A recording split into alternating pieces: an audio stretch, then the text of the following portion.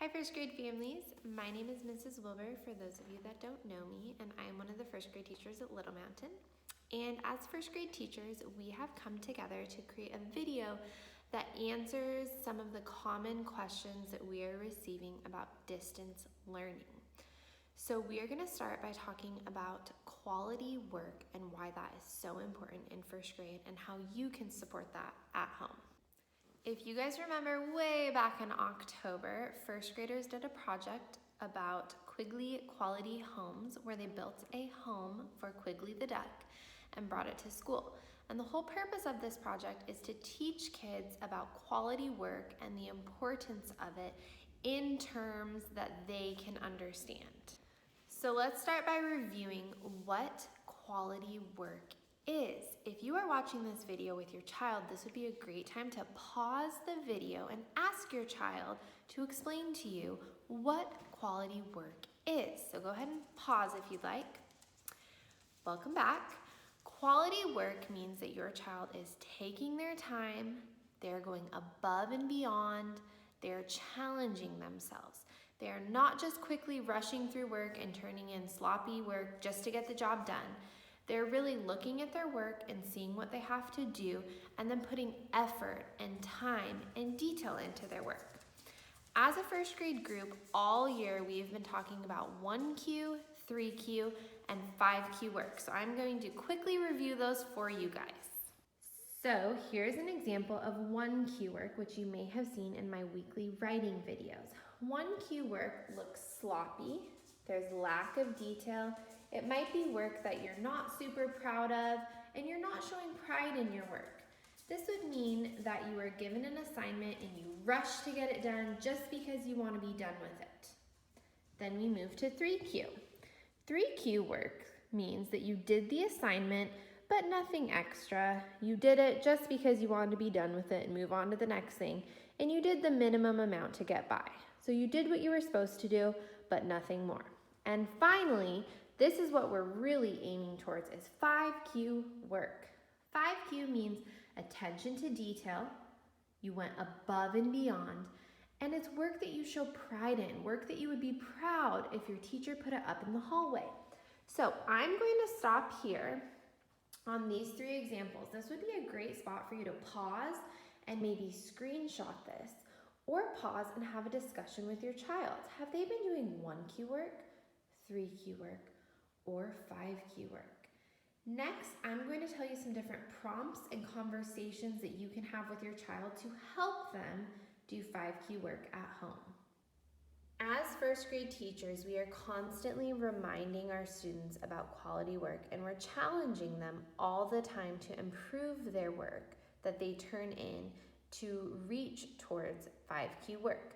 So as you are working with your child at home, one of the things you might notice is that they go really fast through their work to get finished. So something you might say is, let's slow down for quality work, and just giving them those calm, gentle reminders all the time to support them in that. If they finish work and give it to you, something you could say is, what can you add to make this 5Q? You might also give them a suggestion. Let's add blank to make this 5Q quality. Let's add another color. Let's add more to our drawing. Let's add another sentence. Let's erase our words and write them with finger spaces to make this 5Q quality work. So the more that you talk about quality work and the more that you prompt your child and remind them about it, the more aware they become about it and the more growth that you will see.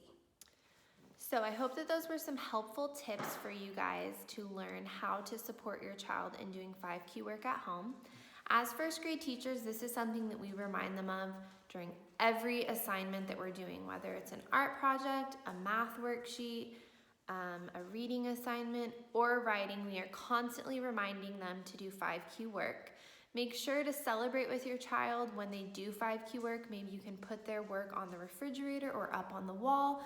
And as teachers, we are always here. If you ever want to take a picture and send work to get some feedback, we are more than happy to do that. Hi first grade families, I wanted to let you know about this app called Zoom. Zoom is really fun because you get to see your teacher, you get to see your friends from school, You get to have a face-to-face conversation, and it's a lot of fun. It's free. You just have to download it to your computer or your phone.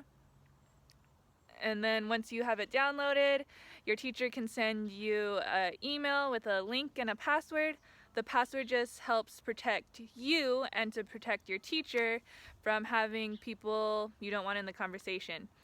And then once you get the email, you click on the link, a little box will pop up and you put the password in. Once the password's done, you will be put in what's called a waiting room. The waiting room is just a place where you are until your teacher accepts you into the Zoom meeting. And then you get to see your teacher and your friends. So it's a lot of fun, and we miss you, and we would like to see your face. So can't wait to see you in a Zoom meeting. I hope you have a great night. Bye. Let's talk about learning targets. Every teacher uses the Common Core standards for reading, writing, and math, and the Next Generation Science standards for science. These standards are telling us as teachers what we need to teach. It's basically saying, okay, at the end of first grade, this is what your students need to know in math, they need to know in reading, they need to know in writing, and they need to know in science.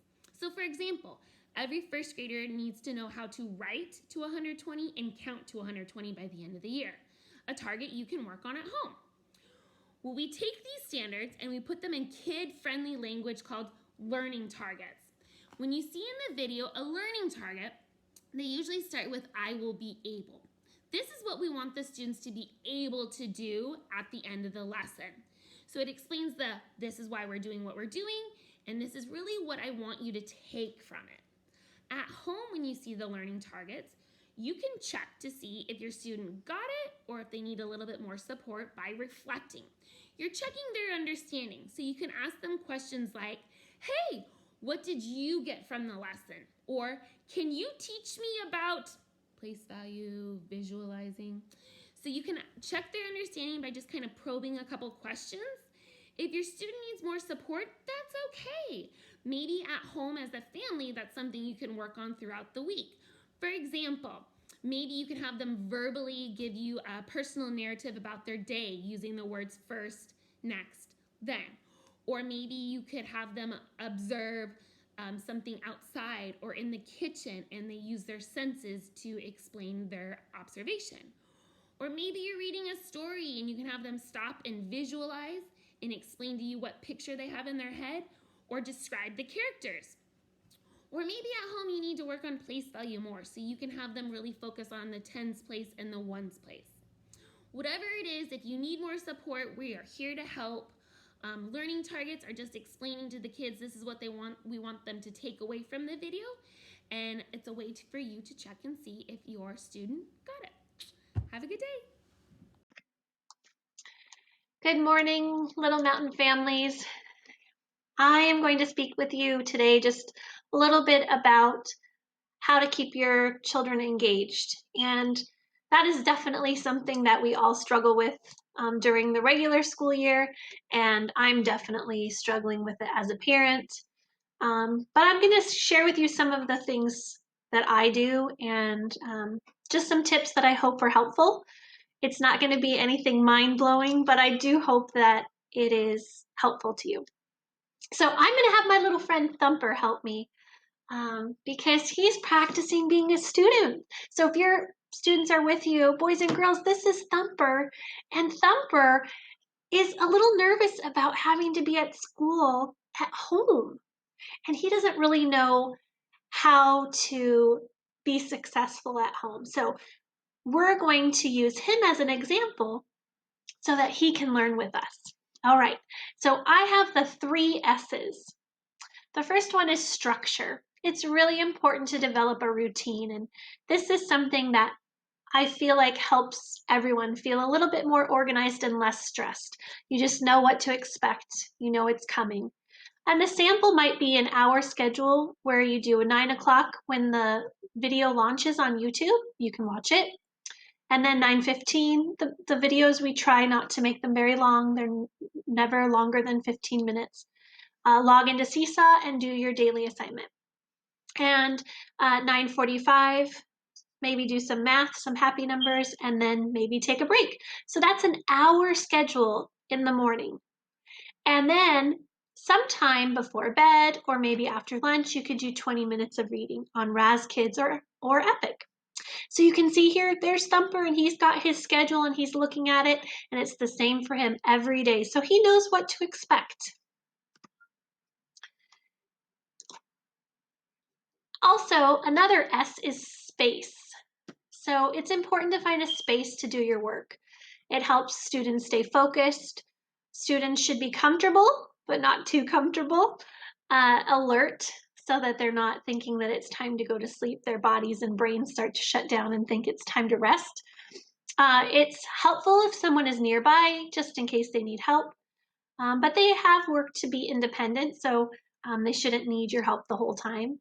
It's also helpful to have all the supplies ready to go, because a lot of times that's a distraction. If you have to go get a pencil or you have to go get crayons, so just getting all your supplies together, that limits those distractions. So you can see here, there's Thumper. He's got everything he needs ready to go. Good job, Thumper. And the last S, sanity. It's really important that during this time we all are kind to ourselves, and it's important to take breaks as needed. If a student, if their brain gets tired or their body gets tired, take a break. Set a timer for 5 minutes, go take a walk, do some push-ups, just anything to just get away from work for about 5 minutes. It's important to set that timer though, because you might lose track of time and end up not coming back to work as soon as you could. So come back to work after about 5 minutes, and hopefully you'll feel refreshed and ready to go. And it's really important that students know that whatever, if it's too hard, however they're feeling is okay. Maybe they don't want to do the work today. I'm acknowledging your feelings. I know you don't want to do this work right now. This is our job, and I'm here to help you. We'll get this done. Because it's really important that they know how to get started right away and that they see things through to the end. So yeah, it's important for us all to take a break though, isn't it? And the last one is just a little bit of a quote I've shared with a couple parents so far, but just understanding that this is a time that's new to all of us, and we're thankful for so much, but to, like I said, be kind and reach out to your teachers, because we're here to help you. All right, bye boys and girls. Hope that helped you guys. Have a good day.